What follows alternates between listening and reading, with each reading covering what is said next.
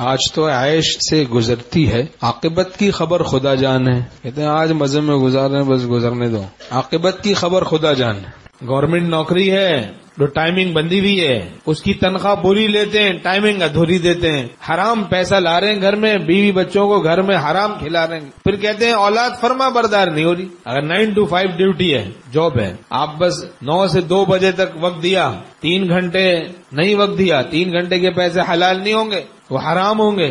اب کتنے اس حرام میں مبتلا ہیں. تو بچے بھائی اس سے، جو ہو گیا اب اس کے پیسے لینا جائز نہیں. جو گناہ ہو گیا تو اس کے پیسے پر لینا جائز نہیں، استعمال کرنا. تو اس کی تلافی کا طریقہ علماء حق سے پوچھیں، پوچھ کے چلنا چاہیے. وہ حرام کی گڈیاں، رشوت کی، سود کی، آدمی بڑے مزے میں لے کر جا رہا ہے گھر پہ کہ بڑا مزہ آئے گا، لیکن اندر میں ان گڈیوں میں یہ کینسر چھپا ہوا ہے، ان گڈیوں میں برین ٹیومر چھپا ہوا ہے، ان حرام کی گڈیوں میں یہ بون کینسر چھپا ہوا ہے، ان حرام کی گڈیوں میں ڈپریشن چھپا ہوا ہے، ان حرام کی گڈیوں میں آپ کی نیند غائب ہو جائے گی. ایسے ایسے امراض چھپے ہوئے ہیں. ومن اعرض عن ذکری فإن له معیشۃ ضنکا، جو ہماری یاد سے اعراض کرے گا اس کی زندگی تلخ کر دی جائے گی. ان گڈیوں میں جھگڑے چھپے ہوئے ہیں، جھگڑے، لڑائی جھگڑے، فسادات، بے برکتی پوشیدہ ہے، بے برکتی، نحوستیں پوشیدہ ہیں. ومن اعرض عن ذکری فإن له معیشۃ ضنکا، اللہ تعالیٰ فرماتے ہیں جو ہماری یاد سے اعراض کرے گا اس کی زندگی تلخ کر دی جائے گی.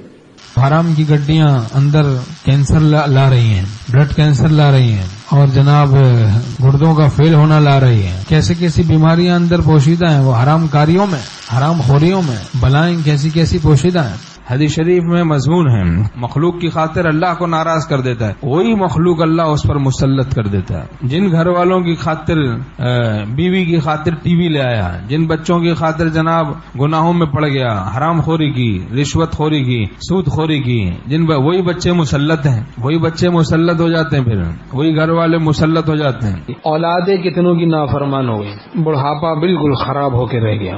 اور جو اللہ کو راضی کرتا ہے، مخلوق کی پرواہ نہیں کرتا، اللہ اس کے لیے کافی ہو جاتا ہے.